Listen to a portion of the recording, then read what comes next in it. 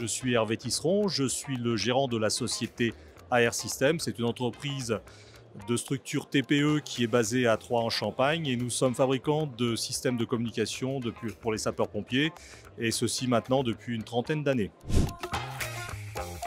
Alors j'ai deux solutions à vous présenter. La première, ce sont des produits que l'on fabrique. Vous avez ce type de solution sur casque pompier qui est compatible à l'heure actuelle avec tous les casques que l'on trouve sur le marché français, aussi bien les casques de chez MSA que de chez Rosenbauer et que de chez Dräger. Avec cette particularité, c'est un produit à la base qui permet les communications au niveau des casques. Vous voyez du reste le micro qui permet de travailler avec ou sans le port du système respiratoire. Un gros bouton PTT que vous avez sur le côté qui permet à l'utilisateur, même avec les gants feu, de passer en émission sa radio. Vous avez un HP qui se situe à l'intérieur du casque qui permet d'avoir l'écoute directement dans l'oreille. Et tout ceci, on a rajouté un système d'éclairage bimode qui permet, et ça c'est une particularité par rapport à ce qui se fait habituellement au niveau de l'éclairage des casques, d'avoir deux modes d'illumination.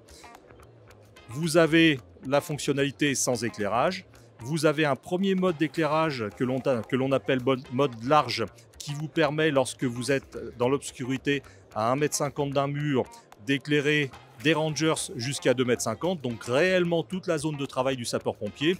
Ça marche très bien en obscurité, ça marche parfaitement en fumée blanche. Par contre, le gros problème, c'est que lorsque vous êtes en fumée noire ou fumée épaisse, ça ne marche pas. Donc là, on n'a pas réinventé l'eau chaude. On a tout simplement repris ce qui était fonctionnel au niveau des sapeurs-pompiers. Donc on ouvre avec une optique de 5 degrés qui vous permet de pénétrer au maximum dans cette fumée épaisse et fumée noire.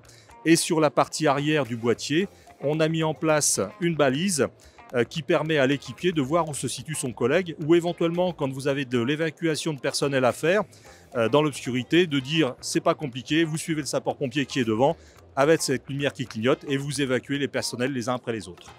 Et votre deuxième produit ? Alors le deuxième produit, on va se déplacer de l'autre côté du stand. C'est un produit que l'on présente, et ceci en partenariat avec la société ICOM de Toulouse. C'est une passerelle.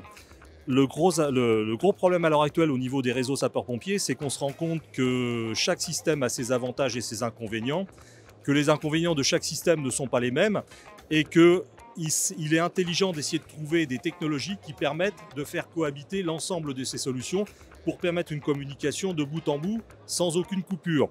Donc ce type de passerelle vous permet d'associer des réseaux aussi différents que des réseaux Antares qui sont utilisés habituellement par les sapeurs-pompiers, que des réseaux PMR 400 mégas ou en VHF, des solutions portatifs satellitaires comme vous avez là, des solutions portatifs LTE fonctionnant sur le réseau opéré 3G, 4G, et également un tout nouveau produit de la société ICOM. C'est un portatif qui est hybride, donc qui possède deux cœurs, qui possède un cœur d'un côté pour travailler sur le réseau opéré 3G, 4G, et d'un autre côté qui permet de travailler sur le réseau 400 mégas des portatifs. Écoutez, on travaille avec une grande majorité des SDIS en France à des niveaux d'équipement plus ou moins importants. Et puis l'idée, c'est avec ces nouvelles solutions de pouvoir apporter des nouvelles fonctionnalités à nos clients existants et puis de conquérir de nouveaux marchés avec des nouveaux SDIS ou des nouveaux industriels, parce que sur le congrès des pompiers, on a des SDIS, on a des administrations et on a des industriels.